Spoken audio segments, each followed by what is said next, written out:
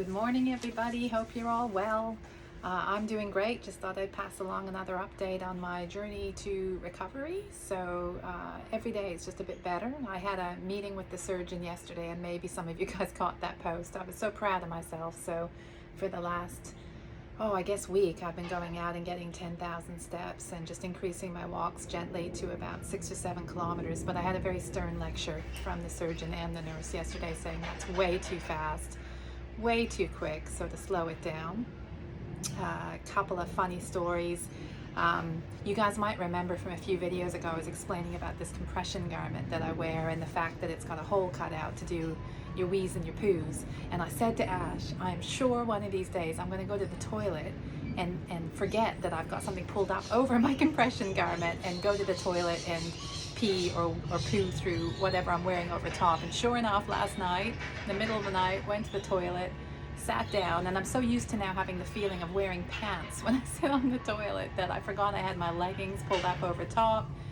Thankfully did a wee, not a poo, and made quite a mess of myself, so that was pretty funny.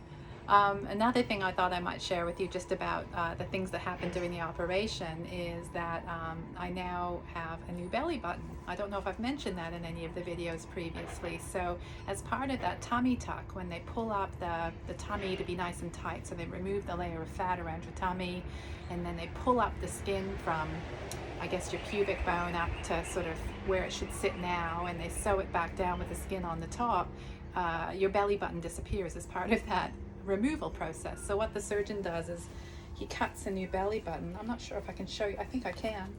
So sorry, I just made my camera fall over. Let me see if I can do that again. So that's a brand new belly button, not real, reconstructed as part of the process. So there you are. Not much else to update you on today. Maybe I just thought I might spend a couple of quick minutes on some things that have improved during my health journey, specifically two things that I used to really annoy me. The first thing was about 2 years ago, maybe a little bit longer. I've always been a really regular blood donor. I have O negative blood, which for those of you that know a little bit about that might know that O negative is called the universal donor, which means O negative can donate to any other blood type. So if you have an accident and the person isn't able to speak and they have no one with them, the only blood they can be given under a transfusion is an O negative blood type, because that blood type can be given to anybody no matter what their blood type is. So I'm always in high demand and being called back to the blood service. And maybe 3-4 years ago I went in for my regular donation, and my blood pressure was so high they wouldn't actually allow me to donate. And since then I've been to see the doctor and was prescribed high blood pressure medication. I think at the highest I've sort of reading consistently about 180, 190 at the top level, and you're meant to be, you might remember, about 120 over 80.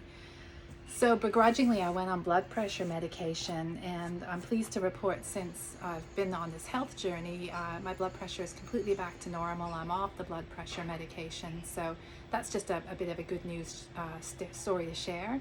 And another one that might interest you, for those of you that are considering a health journey of your own, living here in Brisbane, where we are in a subtropical climate, I used to sweat all the time, so much so that it got a little embarrassing. Like I'd be going out to dinner with girlfriends or just walking the kids to school, and I'd just be soaked all the time. And I just assumed, like the blood pressure, I put it down to genetics, that it was really just something I had to put up with, that I was just a really big sweater. And over the last few years before the health journey, I went to see a dermatologist twice, because I had read that you could get Botox in your forehead. So my sweating was always around the head, not under the arms. And one recommended treatment for sweating is to inject Botox right in the forehead line, all around your face. And I had that done twice in an attempt to mitigate the sweating when we head into Australian summer. Neither time really worked terribly well for me, but it's been known to have mixed success. And I just wanted to pass along, that's another thing that's been completely cured since I've lost the weight. I don't sweat like I used to. In fact, I'd consider myself now a normal sweater instead of an over sweater. So it's just interesting, the stuff that you put down maybe originally to genetic reasons or other reasons, but it turned out to all be related to this health journey. And once I was able to reach a normal weight and fixed my diet and lifestyle, those other problems went away. All right, well, that's my update for today. I'll talk to you guys soon.